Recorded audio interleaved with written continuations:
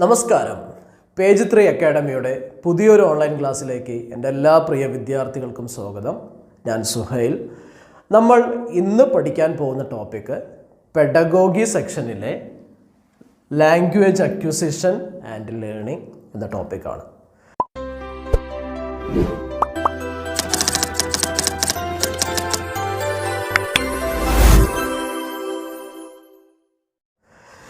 നമുക്കെല്ലാവർക്കും അറിയാം, ഇപ്പോൾ PSCയിൽ ഇപ്പോൾ കുറച്ച് കാലമായിട്ട് ഏത് വിഷയവുമായി ബന്ധപ്പെട്ടിട്ടുള്ള എക്സാമാണോ അതുമായി ബന്ധപ്പെട്ടിട്ടുള്ള കുറച്ച് ടോപ്പിക്സ് കൂടി ഉൾപ്പെടുത്താറുണ്ട്. ഏതാണെങ്കിലും ശരി, അപ്പോൾ നമ്മൾ ടീച്ചിങ്ങുമായി ബന്ധപ്പെട്ട് പഠിക്കുന്ന സമയത്ത് തീർച്ചയായിട്ടും അറിഞ്ഞിരിക്കേണ്ട ഒരു സെക്ഷനാണ് പെഡഗോഗി എന്ന് പറയുന്നത്. നമുക്കെല്ലാവർക്കും ഈ ഒരു കോഴ്സ് പഠിച്ച TTC അല്ലെങ്കിൽ B.Ed പോലുള്ള കാര്യങ്ങളൊക്കെ പഠിക്കുന്ന ആർക്കും പരിചിതമായിട്ടുള്ളൊരു വാക്കായിരിക്കും പെഡഗോഗി എന്നുള്ളത്. സിലബസിൽ നമ്മൾ ക്ലാസ്സിൽ ഇരുന്നു കൊണ്ട് പഠിച്ചിട്ടുള്ളൊരു ടോപ്പിക്ക് കൂടിയായിരിക്കും ലാംഗ്വേജ് അക്വിസിഷൻ ആൻഡ് ലേണിംഗ് എന്നുള്ളത്. തീർച്ചയായിട്ടും ഒരു മത്സര പരീക്ഷയിൽ കൂടി ഈ ടോപ്പിക്കിന് പ്രസക്തിയുണ്ട്. തീർച്ചയായിട്ടും ഇത് കഴിഞ്ഞ് നമ്മളൊരു ടീച്ചേഴ്സ് ആവാൻ വേണ്ടി പോവുകയാണ്. തീർച്ചയായിട്ടും ഇത്തരം കാര്യങ്ങളൊക്കെ മനസ്സിലുണ്ടാവണം. അതായത് ഒരു ഭാഷ പഠിക്കുമ്പോൾ ലാംഗ്വേജ് അത് അക്വിസിഷൻ, അത് ആർജിച്ചെടുക്കലും ലേണിംഗ് അത് പഠിക്കലും തമ്മിലുള്ള വ്യത്യാസം എത്രത്തോളം ഉണ്ട് എന്നുള്ളത് തീർച്ചയായിട്ടും ഒരു ടീച്ചർ എന്നുള്ള നിലയ്ക്ക് ഓരോരുത്തരും മനസ്സിലാക്കേണ്ടതുണ്ട്. It's A very crucial topic and very important. That is Y it is included in the syllabus. First of all keep in mind that. മനസ്സിൽ ആദ്യം ആ ഒരു കാര്യം വയ്ക്കണം. വളരെ ഇമ്പോർട്ടൻ്റ് ആയിട്ടുള്ള ടോപ്പിക്കാണിത് എന്ന് മനസ്സിലാക്കുക. ഓക്കെ, കുറേ ബേസിക് ആയിട്ടുള്ള കാര്യങ്ങളുമായിട്ട് നമുക്ക് ഇത് കണക്ട് ചെയ്യാൻ പറ്റും. നമ്മളെല്ലാവരും ഈ ഒരു ലാംഗ്വേജ് അക്വിസിഷൻ ആൻഡ് ലേണിംഗ് എന്നൊരു പ്രൊസീജിയറിലൂടെ കടന്നു പോയിട്ടുള്ളവരാണ്. കടന്നു പോകാത്തവരായിട്ട് ആരും ഉണ്ടാവില്ല. കാരണം നമ്മളെല്ലാവരും കുട്ടികളായിട്ട് പിന്നെ മുതിർന്നവരാണ്. ഓക്കെ, അപ്പോൾ കുട്ടികളായിട്ട് എന്തൊക്കെ കാര്യങ്ങൾ പഠിച്ചിട്ടുണ്ടോ അതിൽ നിന്ന് ഒരുപാട് കാര്യങ്ങൾ കണക്റ്റഡ് ആണ് ഈ ഒരു ടോപ്പിക് എന്നുള്ളത്. നമുക്ക് ക്രമേണ ഓരോരോ കാര്യങ്ങൾ പഠിക്കാം. So let's go to the new topic language acquisition and learning. First of all let's study what is language acquisition.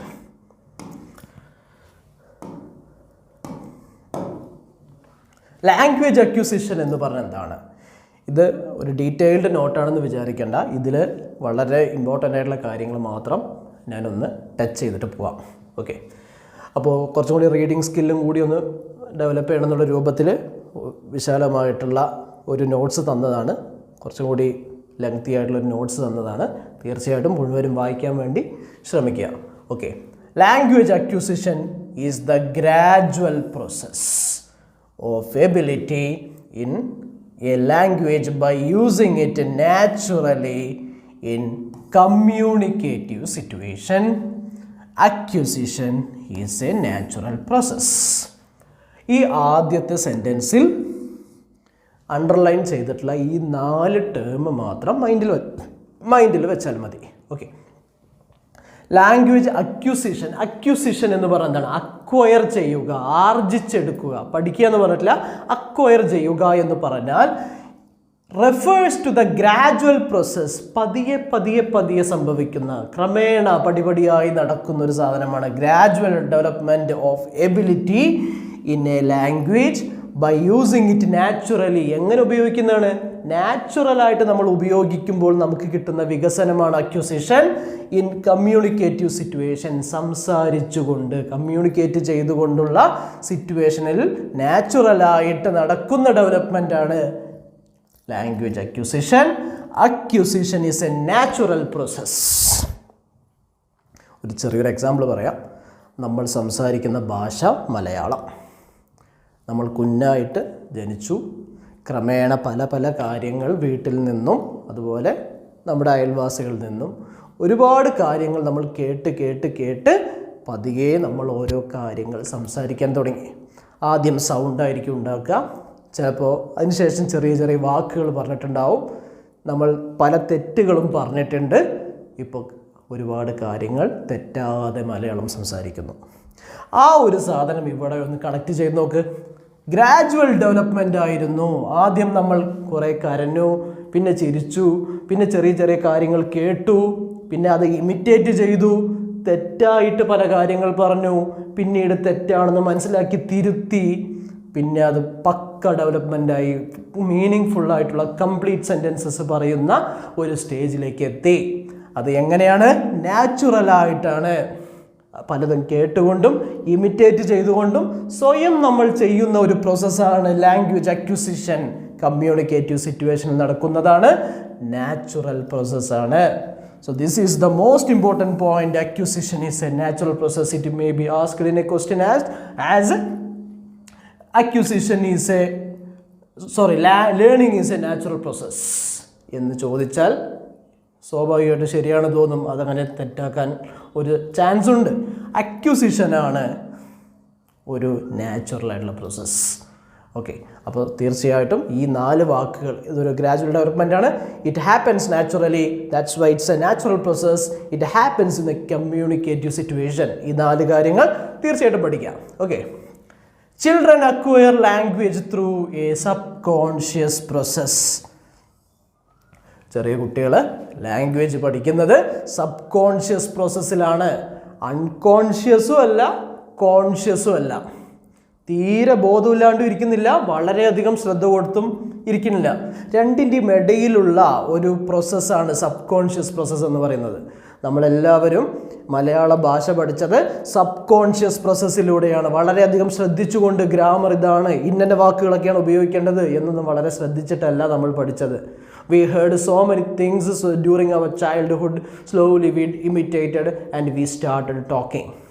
അങ്ങനെ തന്നെയല്ലേ, പല കാര്യങ്ങൾ ശ്രദ്ധിച്ചു, ശ്രദ്ധയോടെ, വളരെയധികം ശ്രദ്ധയോടെയല്ല, തീരെ ശ്രദ്ധയില്ലാതെയുമില്ല, രണ്ടിൻ്റെയും ഒരു മീഡിയം ലെവലിൽ നിന്നുള്ള സബ് കോൺഷ്യസ് പ്രോസസ്സിലാണ് നമ്മൾ ഈ ഭാഷ പഠിച്ചത്, Malayalam. During which they are unaware of grammatical rules. ഞാൻ നാളെ പോവും, ഞാൻ ഇന്നലെ പോയി എന്നുള്ളതൊക്കെ അങ്ങനെ വെച്ചാലേ കറക്റ്റ് ആകുള്ളൂ എന്നുള്ള ഗ്രാമറൊന്നും നമ്മൾ പഠിച്ചിട്ടില്ല. അത് ക്രമേണ നമ്മുടെ ഉള്ളിൽ തന്നെ ഒരു ഇന്നേറ്റ് എബിലിറ്റിയാണ് ഒരു ഭാഷ പഠിക്കാനുള്ളത്. അപ്പോൾ മാതൃഭാഷ സ്വാഭാവികമായിട്ടും പറയാൻ വേണ്ടിയിട്ട് ഗ്രാമർ പഠിക്കേണ്ട ആവശ്യമില്ല. So it's A natural process. അതുകൊണ്ടാണ് ഇതിനെ നാച്ചുറൽ പ്രോസസ്സ് എന്ന് പറയുന്നത്. കാരണം അത് പഠിക്കാതെ തന്നെ നമുക്കത് പറയാൻ കിട്ടി.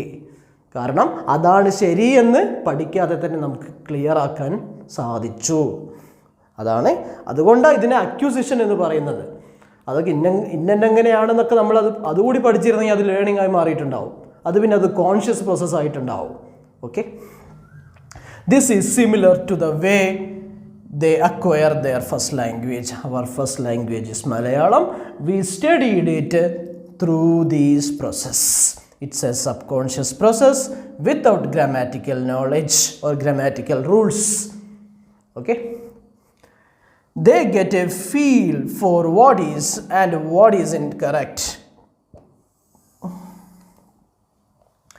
അപ്പോൾ ഒരു ഭാഷ സ്വാഭാവികമായിട്ട് പഠിക്കുമ്പോൾ, അതായത് മലയാളം എന്നൊരു ഭാഷ അത് എങ്ങനെ പഠിക്കുന്നു എന്നതിനെക്കുറിച്ചാണ് നമ്മൾ പറയുന്നത്. അപ്പോൾ നമുക്കൊരു ഫീൽ കിട്ടും, എന്താണ് ശരി എന്താണ് തെറ്റ്. അത് നമ്മൾ ചെറുപ്പത്തിലൊക്കെ പറഞ്ഞിട്ടുണ്ടാവും, അച്ഛൻ നാളെ വന്നു, അല്ലെങ്കിൽ അച്ഛൻ ഇന്നലെ പോയി എന്നൊക്കെ പറഞ്ഞിട്ടുണ്ടാവും. ക്രമേണ നമുക്ക് മനസ്സിലായി ആ പറഞ്ഞത് തെറ്റാണെന്നുള്ളത്. അത് തെറ്റാണെന്നുള്ളത്. എന്താണ് ശരി എന്താണ് തെറ്റെന്നുള്ളൊരു ഫീലിംഗ് നമുക്കുണ്ടാവും. What is and what is incorrect. Clear? In order to acquire language, the learner needs a source of natural communication. ഇങ്ങനെ ഒരു കാര്യം പഠിക്കാൻ വേണ്ടിയിട്ട് ഒരു ലേണർക്ക് എന്ത് വേണം?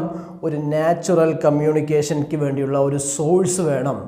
So we also had our own source that we studied or we acquired our first language from our family.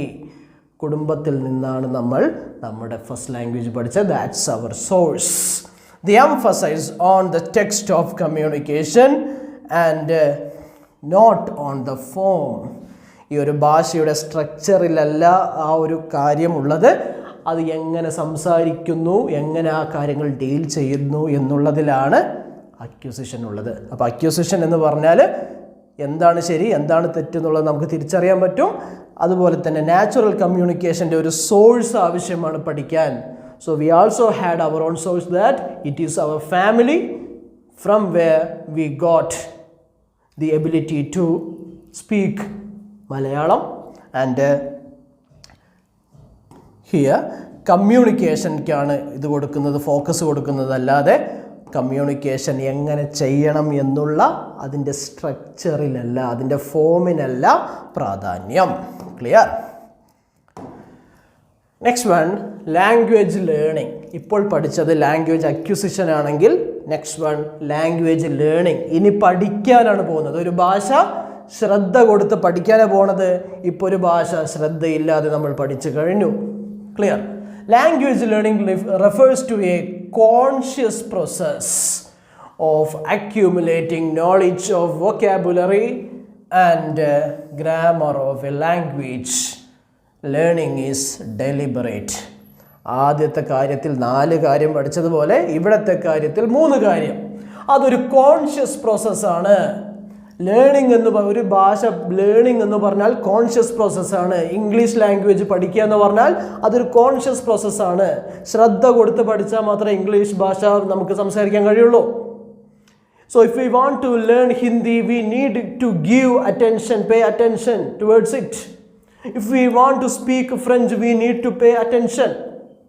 Conscious പ്രോസസ്സാണ്. Conscious process ആകുമ്പോൾ അതിലെ വൊക്കാബുലറിയെ കുറിച്ച് നമ്മൾ കോൺഷ്യസ് ആവും. ആ ഭാഷയിലെ ഓരോ സെൻറ്റൻസും ഏത് ഗ്രാമറിൽ പെടുന്നു എന്നുള്ള കാര്യം നമുക്ക് കോൺഷ്യസ് ആണ്. That's why learning is deliberate. മനഃപൂർവമായിട്ട് ചെയ്യുന്ന ഒരു കാര്യത്തെ ലേണിംഗ് എന്ന് പറയാം. അതുപോലെ നാച്ചുറൽ പ്രോസസ്സിനെ അക്വിസിഷൻ എന്ന് പറയാം.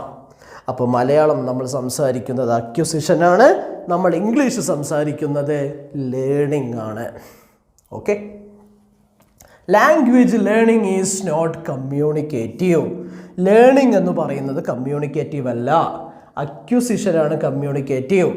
It is the result of direct instruction in the rules of language.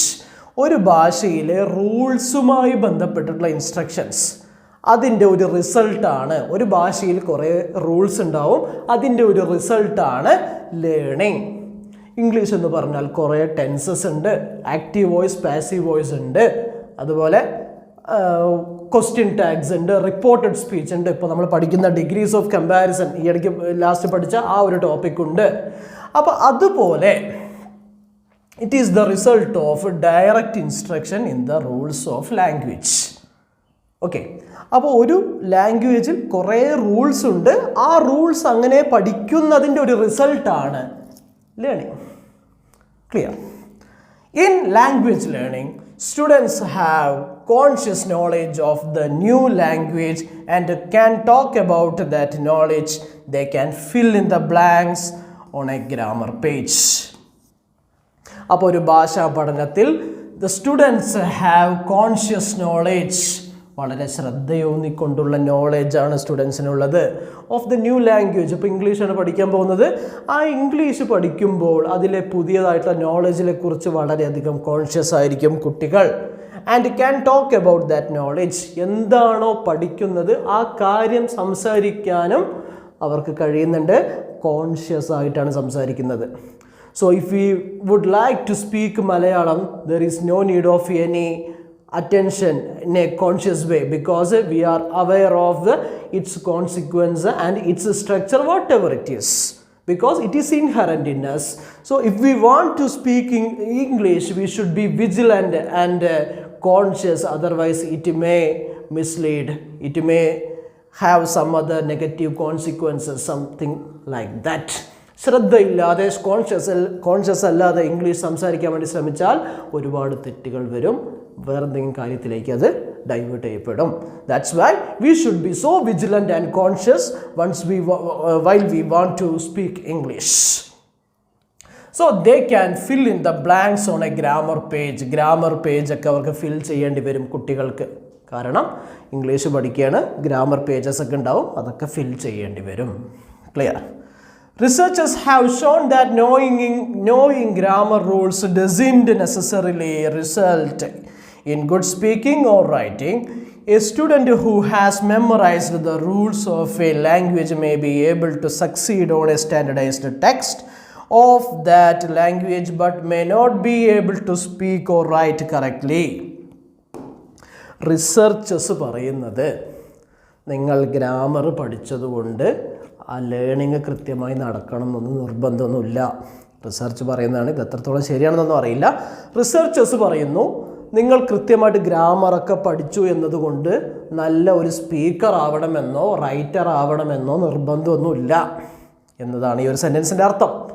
വേറെന്താണ്, നിങ്ങൾക്കൊരു ടെസ്റ്റ് എഴുതാനോ അല്ലെങ്കിൽ എന്തെങ്കിലും ഒരു പരീക്ഷയൊക്കെ പാസ്സാകാൻ വേണ്ടി മാത്രമേ ഈ റൂൾസും അതുപോലെ സ്ട്രക്ചേഴ്സും പഠിക്കുന്നത് കൊണ്ട് ഒരു ഗുണമുള്ളൂ. It doesn't help in to become a good speaker or a writer എന്നാണ് ഇവിടെ പറയുന്നത്. നോക്ക്, memorize the rules of a language, may be able to succeed on a standardized test of that language but may not be able to speak or write correctly. നമുക്ക് ശരിയായിട്ട് സംസാരിക്കാനോ എഴുതാനോ rules പഠിച്ചത് കൊണ്ട് കാര്യമില്ല എന്ന് റിസർച്ചേഴ്സ് പറയുന്നു. we need to check whether it is correct or not. അത് ശരിയാണോ അല്ലയോ എന്നുള്ളത് നമ്മൾ ചെക്ക് ചെയ്യണം. പക്ഷേ റിസർച്ച് ഇങ്ങനെ പറയുന്നു എന്ന് മാത്രം. Okay, so as far as I am concerned, we should study grammar, then only we can speak or write appropriately. കാരണം ഞാൻ ഇങ്ങനെ ഇംഗ്ലീഷ് സംസാരിക്കുന്നത് ആ ഒരു റൂൾസ് എൻ്റെ മനസ്സിലുള്ളത് മൈൻഡിലുള്ളത് കൊണ്ടാണ്. Okay, so English is our L2 second language ആണ്. That's why we have to put deliberate effort. ശ്രദ്ധയോന്നിക്കൊണ്ടുള്ള ഒരു ശ്രമം ഇട്ടാൽ മാത്രമേ ശരിയാവുള്ളൂ. Those whose experience is primarily a learning, one may not have the same proficiency of those who have had acquiring experience. ഇപ്പോൾ ഒരാൾ നല്ല രീതിയിൽ ഒരു കാര്യം പഠിക്കുകയാണ്, അതായത് ഇംഗ്ലീഷ് ഭാഷയെക്കുറിച്ച് നമ്മൾ നല്ല രീതിയിൽ പഠിക്കുകയാണ്, ഒരുപാട് കാര്യങ്ങൾ നമ്മൾ പഠിച്ചു കേട്ടോ. ആ പഠിച്ചത് ഒരിക്കലും അത് അക്വയർ ചെയ്തിട്ട് ഒരാൾ സംസാരിക്കുന്നത് പോലെ ഒരിക്കലും വരില്ല. ശരി തന്നെയല്ലേ? അതായത് ഇംഗ്ലീഷുകാരനെ സംബന്ധിച്ചിടത്തോളം അയാൾ ഇംഗ്ലീഷ് അക്വയർ ചെയ്തിരിക്കുകയാണ്. ചെറുപ്പം മുതലേ ഇംഗ്ലീഷ് കേട്ട് കേട്ട് കേട്ട് ഇംഗ്ലീഷിൽ ഒരു മാസ്റ്റർ ആയിരിക്കും. പക്ഷെ ഒരു ഇന്ത്യനെ സംബന്ധിച്ചിടത്തോളം ഈ ഒരു കാര്യം പലതും പഠിച്ച് പഠിച്ച് പഠിച്ച് ഒരു മാസ്റ്റർ ആയിരിക്കുകയാണ്.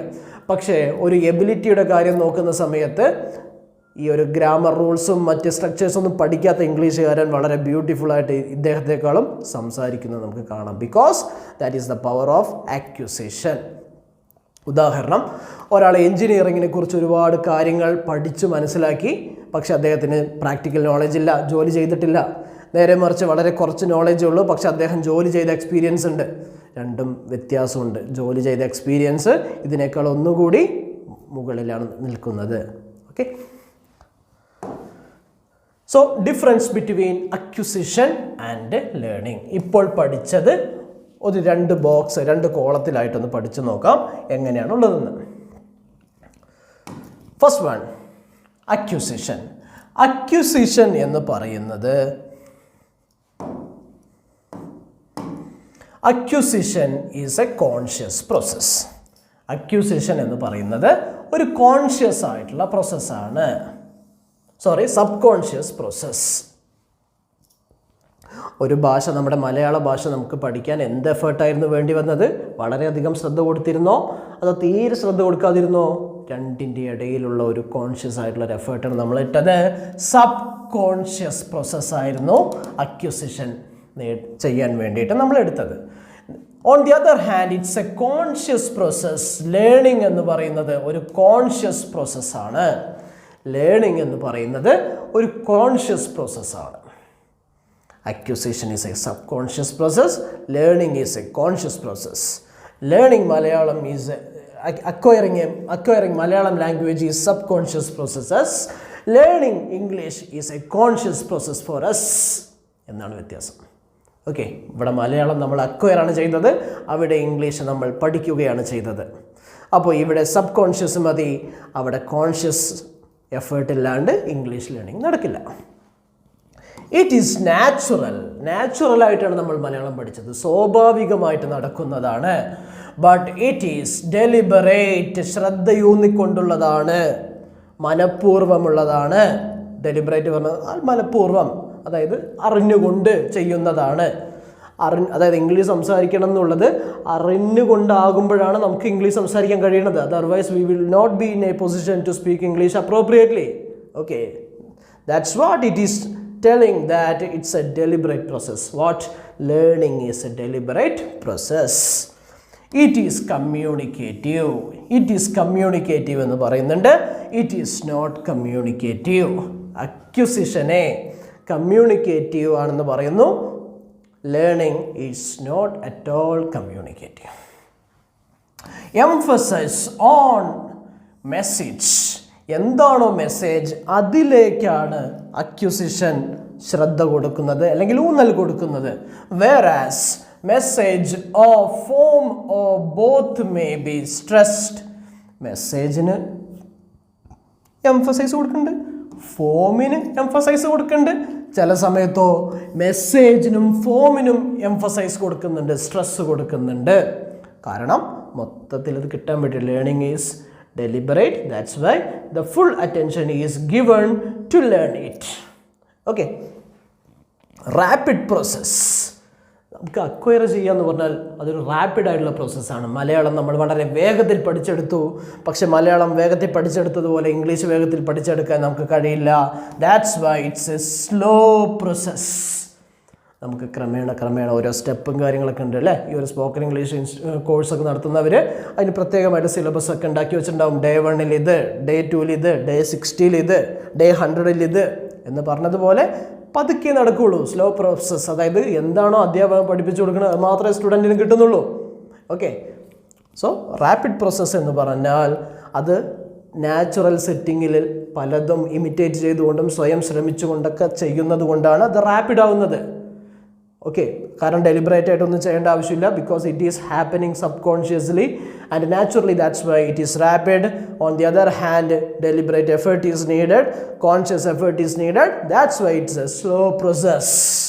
Fully successful. മലയാളം നമുക്ക് സംസാരിക്കാൻ അറിയുന്നുള്ളത് ഗ്യാരണ്ടിയാണ്. Fully successful. Success is not guaranteed.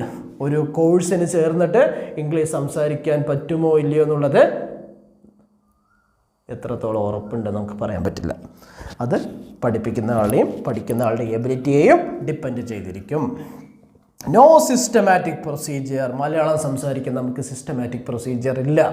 It happens in natural setting. Systematic procedure, ഇതിനൊരു സിസ്റ്റമാറ്റിക് പ്രൊസീജിയർ ഉണ്ട്. എന്താണ്? ഒരു ഇൻസ്റ്റിറ്റ്യൂട്ട് ഉണ്ടാവും. We just go there and we apply for we are taking admission for that, we pay fees and something other.